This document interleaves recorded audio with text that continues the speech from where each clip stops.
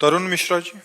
राधे राधे गुरु जी। राधे राधे महाराज जी। महाराज जी, आप कह रहे हैं कि आजकल लोग अपने माँ बाप को वृद्धाश्रम में छोड़ जाते हैं महाराज जी, वो बिल्कुल भी सेवा करने को राजी नहीं है महाराज जी, संस्कृति को भूल रहे हैं महाराज जी।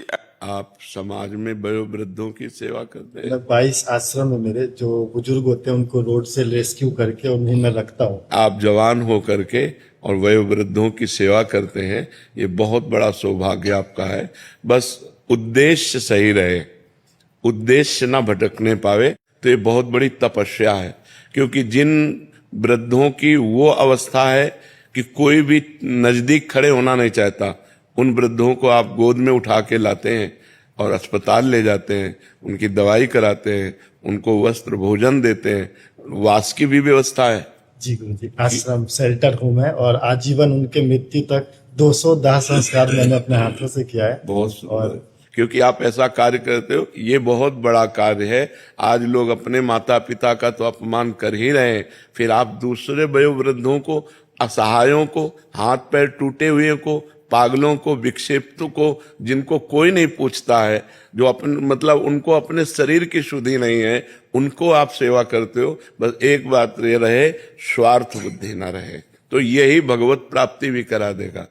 क्योंकि परहित सरिस धर्म नहीं भाई, पर पीड़ा सब नहीं अगमाए। जो दूसरों का हित करता है, इससे बड़ा कोई धर्म नहीं है। बहुत अच्छा लगा जो परोपकार करते हैं, बस यही करते रहना, हमारे भगवान को भी अच्छा लगेगा।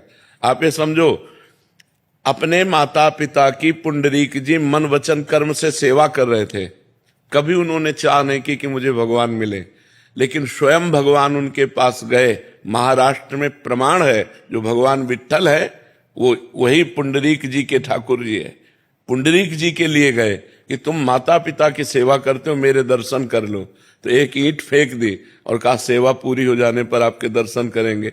तो आज भी ईंट पे ही खड़े हैं। ऐसे जो विट्ठल भगवान है वो आज भी खड़े हैं। माता पिता की सेवा साक्षात भगवान की सेवा है, वयोवृद्धों की सेवा साक्षात भगवान की सेवा है। बस मन वचन कर्म से ही करते रहना, और नाम जप जितना आप कर सकें, और कोशिश करो कि जो बुद्धि रखते हैं, जिनकी बुद्धि काम कर रही, तो नाम जप करें, राधा राधा राधा, उनका भी कल्याण हो जाएगा। शरीर का पोषण और परलोक का पोषण, परलोक का पोषण भगवान के नाम से होता है, अध्यात्म में जुड़ने से होता है। तो जैसे बूढ़ी माई लोग हैं, बूढ़े पिता लोग हैं, अगर इनको सिखाए कि आप बैठ के थोड़ी देर राधा राधा करो, काउंटर दे दे कि आप राधा राधा करो, तो इससे आपको भी और लाभ मिलेगा।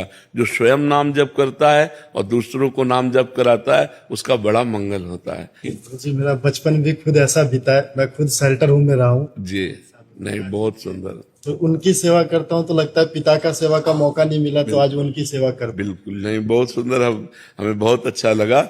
आजकल माता पिता की सेवा क्या, नए नए बच्चे आधुनिक विद्या पढ़ते हैं और व्यभिचार और व्यसन से युक्त हो जाते हैं, गर्लफ्रेंड बॉयफ्रेंड, बुद्धि पहले ही भ्रष्ट हो जाती है, फिर नशा में पहुंच जाते हैं। अब नशे के लिए अगर उनको पैसा नहीं मिलता तो अपने माता पिता को दंडित करते हैं। माता पिता की आराधना तो तब करें जब उनमें थोड़ी श्रद्धा हो, थोड़ा अध्यात्म हो, थोड़ा भागवतिकता हो, तो उनको अतिथि देवो भव, मातृ देवो भव, पितृ देवो भव, वेद कहता है मातृ देवो भव, पितृ देवो भव। सोचो, जिस माता ने आपको लघुशंका कर दी, शौच कर दी, लेकिन उसने आपको कभी थप्पड़ नहीं मारा, इतना सयाना किया आपको खवा पिया के, वही जब वृद्ध हुई तो उसे अनाथालय में छोड़ाते हैं।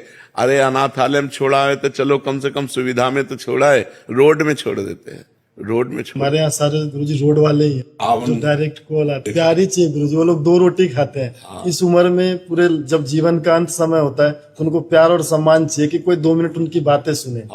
उनको 10 मिनट सुन लेते हैं ना, वो उसमें प्रसन्न हो जाते हैं। नहीं, बहुत सुंदर, इसलिए हमारा हृदय विशेष प्रभावित। जी।